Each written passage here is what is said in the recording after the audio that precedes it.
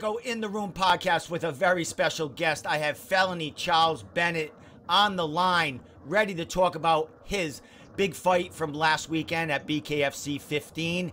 Charles, man, thanks for calling in, and thanks for the time, brother. How you doing? I'm good. How about yourself? I'm doing really good, man. I appreciate the time, buddy. What are you thinking about a week removed from that fight, and you know, what's going through your head a week after coming away from a really, really good performance there? I feel good. You know, I'm still smiling at this bitch.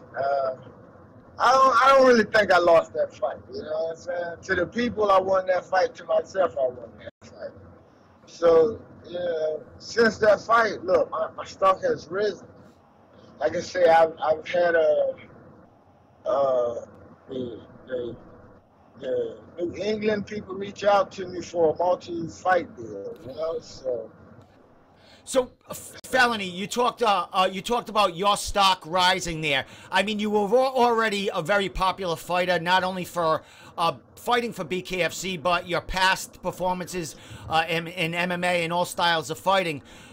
Your stock went up, and Tyler's, I do believe, went down. I mean, he was coming in as this new guy. The British are coming. He was supposed to basically toy with you and take you out in this fight, and that didn't happen. So his stock went down, yours went up. How you feeling about the fight itself, and how you say you won the fight? Where do you think you won that fight? And take us through the rounds if you can. I would say I won that fight with that super fast right that everybody wants to say, oh, before the nigga even hit the ground, the ref said it was a slip, and the commentators talking about no knockdown. I mean, before the nigga even hit the ground. So, I mean, I'm guessing, you know, with that being said, turnaround G-Strain, he's accepting that as it is, you know, and everyone's telling him, you know, he did pretty good. But, you know, my thoughts on that is, nigga, you did nothing. You did nothing. And you can't play with me. You can't play with me fighting my style, the style that I fucking fight. How you gonna play with me fighting with your hands down? Do you think he underestimated you coming in? I know you didn't have a lot of time to get ready for this fight, but do you think he underestimated you and thought he might run right through you in this fight? But see, this motherfucker saying all these excuses and shit. You know what I'm saying? He's making all these whatever excuses. Nigga, my life is on the YouTube. Felony Charles Bennett YouTube.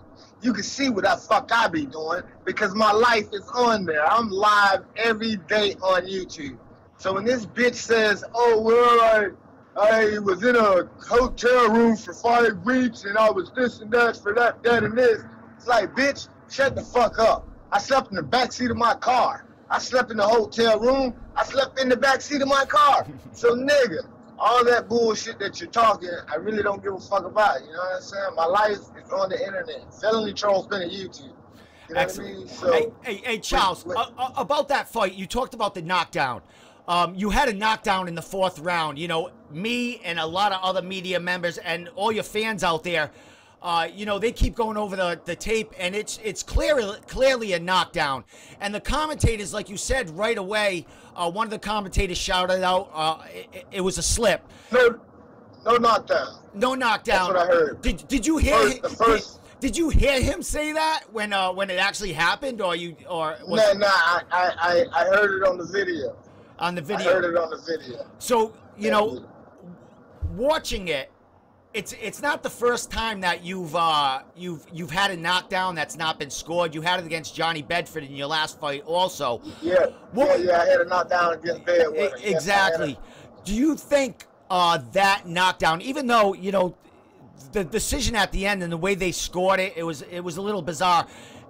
You know, that fight was definitely closer than they scored it. But if they scored that a knockdown, what would you have think would have been the outcome of that fight as far as the judges? I would have won that fight.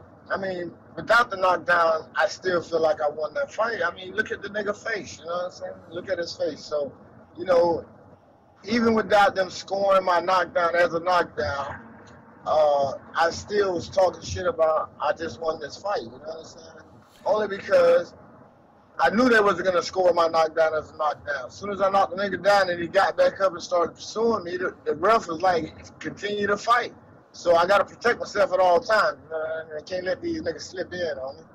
Hey, and shout out to that nigga Can't Fight, Good Night. Shout out to that nigga Can't Fight, Good Night. Well, the reason why I say shout out to that nigga Can't Fight, Good Night is I have a saying, you know, I don't fight for free. And I'm going to tell you that right now. I don't fight for free. So if he thinks that I'm going to walk up on him in public or anywhere, nah, just keep my distance. Because I don't fight for free. Now, if you put your hands on me, we're going to fight. Other than me finding you to fight you, nah, we sign contracts over here. This nigga signed contract. It's entertainment costs. You're in it to get paid. We definitely know that, Felony. Felony, the Knight you're talking about, is that Jason Knight, who was one of the commentators, the special guest commentator for your fight? Yeah, that's what I'm saying. Like, goddamn, homie, if you got so much to say, my nigga, you've had plenty of times to say it to me in my face. You know what I'm saying? I've walked up on you. And your fucking mammy. You know what I'm saying? So if you had something so much to say, all those times I've walked up on you, you could have said it then. You know what I'm saying? We could have said what we had to say instead of getting on the internet and getting on the commentator spot and fucking dropping symbols. Like, nah, nigga. You know what I'm saying? That way I could keep my distance and start promoting the fight to kick your ass. But since you don't want to, you know, fight me, because you think it's a lose-lose situation, that's cool. That's cool. I'll be sure that I can get old Bedwetter back in there before he does. You know why? Because I'm the bigger name. I'm the bigger name. I'm the bigger draw. I'm the bigger fucking charisma. I'm the most colorful nigga out here in this fucking MMA shit, bare knuckle shit. So pay me like... I don't know. Don't get me started. Don't get me started. Well, that was your third fight for BKFC. Was that your last fight on the contract? Are you looking for a new contract with him? Are you still under contract with BKFC?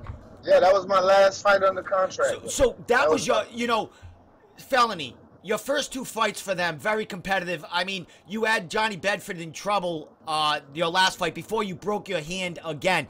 The first time you performed in there, BKFC 2, over 2 years ago, you broke your hand in there in the 4th round.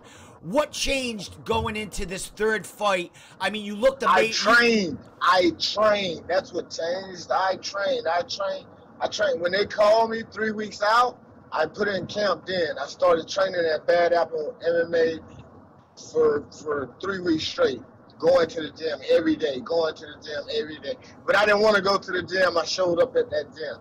So that's the only difference that changed. That's the only difference that changed in what I was doing, because once I was going to this gym every day, I'm figuring out myself. You know what I'm saying? Like, why am I keep breaking these hands? Why am I fucking... It comes to the understanding that, nigga, you hit so hard, you got to make sure when you hit them, you're clean clocking them. You know what I'm saying? You're clean.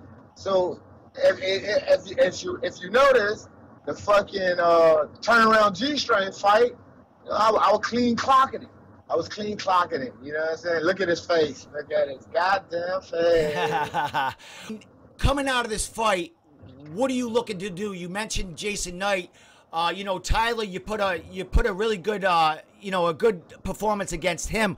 What do you think is next for you? You think BKFC is going to line you up with one of these high-level guys? What's next for you, buddy? Damn, I'm glad you put it in that way, my nigga, because I'm guessing the guys that I fought wasn't high-level. So, yeah, I don't know what these guys' plan it is, but, you know, my plan is to stay in this gym, man. I'm going to continue to train, man, and see what we can do for this next. You know, like I said, that was 3 weeks. You know what I said? That was 3 weeks of training. And I went in there real good. I was confident in my cardio. That was the main thing. I was really, really happy about my cardio. So, with that being said, I wasn't too much worried about breaking no hands or nothing like that, because I'm not going to be swinging for the fences because I'm tired now. You know what I'm saying? My man, beautiful smile. we hope that BKFC reaches out to you and gets you on a card early in 2021. We want to see you go in there. You looked amazing last fight. It looks like the new you. You're under a new camp in Bad Apple MMA, and they look like they're really they're helping you out in your BKFC career here. Well, we're just not gonna label it as a BFC career. We're gonna label it as the thing that I've been doing all of these years. I'm an actor that can fight. That's what I am. I'm an actor that can fight, my nigga. Excellent, my man.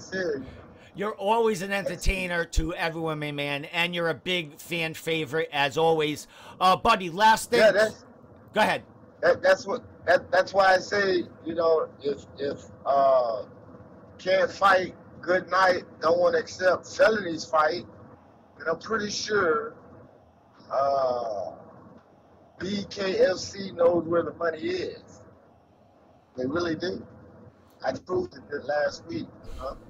This thing, that was only 3 weeks of training. So if I do, or if they do, give me a fight in March or maybe February, that gives me 2 months of training. And you guys know I've been training, so guess what happens, man? You know what I'm saying? Excellent. I'm coming out kicking ass, nigga. What are you going to do? I'm pressuring. You know, I'm not going to stand there and you punching me,